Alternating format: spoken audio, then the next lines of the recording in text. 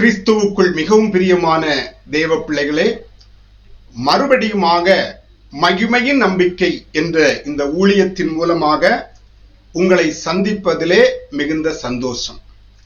இன்றைய நாளிலும் பைபிளும் குறளும் ஒப்பாய்வு என்கிற தலைப்பின் கீழ் ஒரு குறளை நாம் ஒப்பாய்வு செய்ய இருக்கிறோம். இன்றைக்கு நாம் ஒப்பாய்வு செய்ய இருக்கிற குறள் அதிகாரம் 7, குறள் 62.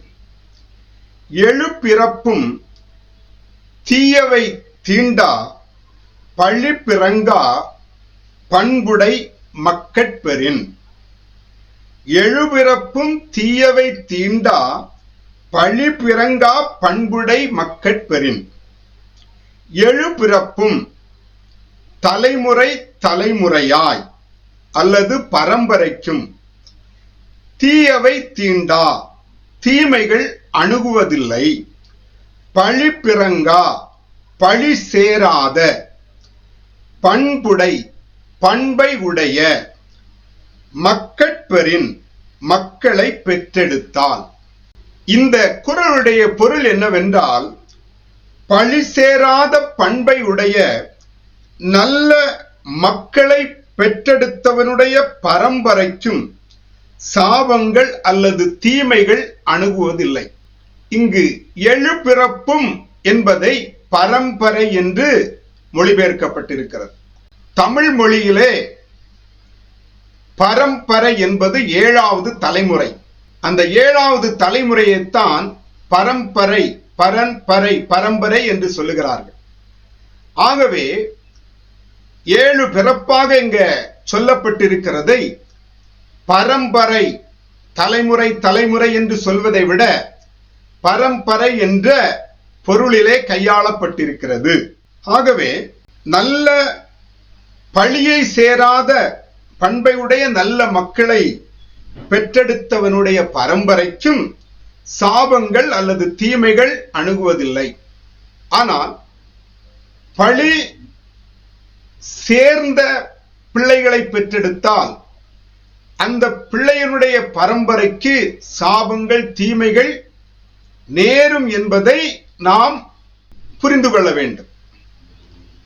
நேர்மறையாக ஒரு கருத்தை நாம் எடுக்கும் போது எதிர்மறையான கருத்தையும் நாம் ஏற்றுக்கொள்ள வேண்டும் என்பதை நாம் மனதில் கொள்ள வேண்டும்.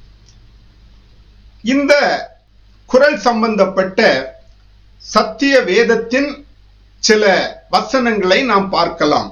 யாத்ராகம புஸ்தகம் 34ஆம் அதிகாரம் 7வது வசனம். 1000 தலைமுறைகளுக்கு இரக்கத்தை காக்கிறவர், அக்கிரமத்தையும் மீறுதலையும் பாவத்தையும் மன்னிக்கிறவர், குற்றவாளியை குற்றமற்றவனாக விடாமல் பிதாக்கள் செய்த அக்கிரமத்தை பிள்ளைகளிடத்திலும் பிள்ளைகளுடைய பிள்ளைகளிடத்திலும் 3ஆம் 4ஆம் தலைமுறை மட்டும் விசாரிக்கிறவர் என்று கூறினார். 3ஆம் 4ஆம் தலைமுறை மட்டும் விசாரிக்கிறவர். 3ம் 4ம் சேர்த்தால் எவ்வளவு? 7. 7 தலைமுறைகளுக்கும் விசாரிக்கிறவர். 3ஆம் 4ஆம் தலைமுறை மட்டும் விசாரிக்கிறவர். பிதாக்கள் செய்த அக்கிரமத்தை பிள்ளைகளிடத்திலும் பிள்ளைகளுடைய பிள்ளைகளிடத்திலும் 3ஆம் 4ஆம் தலைமுறை மட்டும் விசாரிக்கிறவர். 3 கூட்டல் 4 7 தலைமுறை மட்டும் விசாரிக்கிறவர் என்பதை கர்த்தருடைய வசனம் சொல்லுகிறது. அவர் அக்கிரமத்தையும் மீறுதலையும் பாவத்தையும் மன்னிக்கிறவர் நம்முடைய தேவன். ஆனால் குற்றவாளியை குற்றமற்றவனாக விடுவதில்லை. இதை நம்முடைய மனதிலே கொள்ள வேண்டும். நாம் செய்கிற குற்றம், நாம் செய்கிற அக்கிரமம், மீறுதல், பாவங்கள் நம்முடைய தலைமுறைக்கும் செல்லும். எப்படி நம்முடைய ஆசீர்வாதங்களை நம்முடைய பிள்ளைகள் தலைமுறை தலைமுறையாக அனுபவிக்கிறார்களோ, அதே போல நம்முடைய அக்கிரமம், மீறுதல், பாவங்களாகிய குற்றங்களையும் நாம் நம்முடைய தலைமுறைக்கு விட்டு செல்கிறோம் என்பதை மறந்துவிடக்கூடாது. இந்த குறளிலும் அதைத்தான் இந்த குறளிலும் 7 பிறப்புகள் என்ற பொருளிலே சொல்லப்பட்டிருக்கிறது. சங்கீதம் 37:25.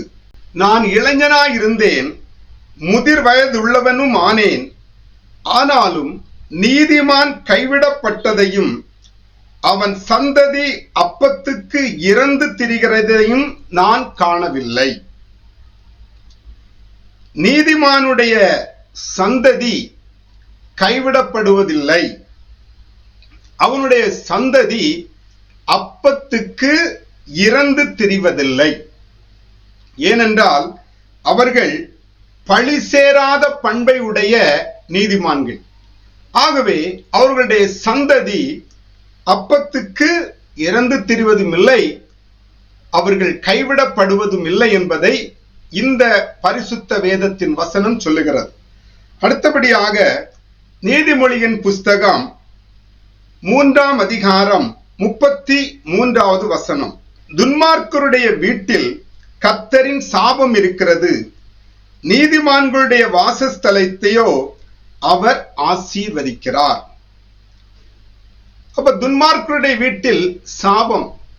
சாபம் என்பது என்ன? இதுதான் தலைமுறை தலைமுறையாக வருகிறது. இந்த சாபம் துன்மார்க்கனுடைய வீட்டிலும் அவனுடைய சந்ததி வீட்டிலும் இருக்கிறது.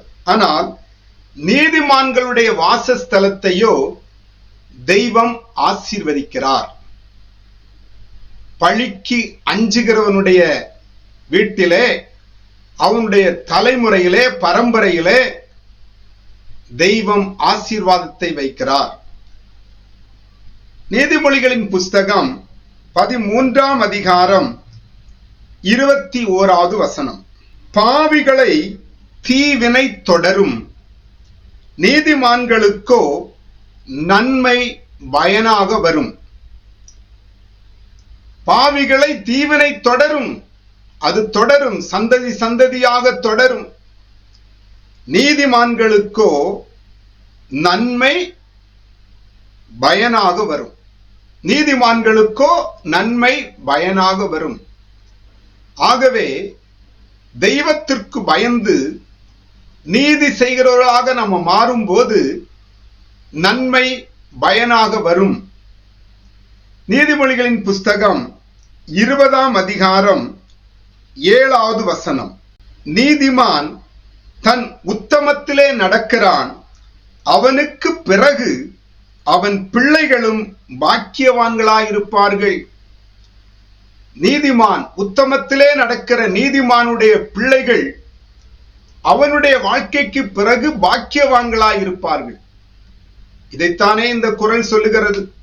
பழி சேராத பண்பை உடைய நல்ல மக்களை பெற்றெடுத்தவனுடைய பரம்பரைக்கும் சாபங்கள் அல்லது தீமைகள் அணுகுவதில்லை. 7 பிறப்பு என்று சொல்லப்படுகிறது. அது பரம்பரை, தலைமுறை தலைமுறையாக அந்த குடும்பத்திலே, பழிக்கு அஞ்சுகிறவனுடைய குடும்பத்திலே சாபங்கள் வருவதில்லை, தீமைகள் வருவதில்லை. ஆனால் பழிக்கு அஞ்சாமல் குற்றம் செய்கிறவனுடைய குடும்பத்திலே 7 தலைமுறைகளுக்கும் தீமை வரும், சாபங்கள் வரும் என்பதை இந்த குறள் சொல்லுகிறது. கர்த்தருடைய வசனத்திலும் நாம் பார்த்தோம். இந்த குறளுக்கும் கர்த்தருடைய வசனத்திற்கும் எவ்வளவு தொடர்பு இருக்கிறது பாருங்கள். இதை கேட்டுக்கொண்டிருக்கிற யாவரையும் கர்த்தர் ஆசீர்வதிப்பாராக. பழிக்கு அஞ்சி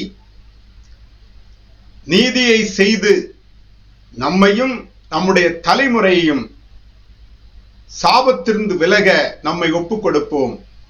தேவன் தாமே நம்மை வழிநடத்துவாராக. தேவனுக்கு மகிமை உண்டாகட்டும்.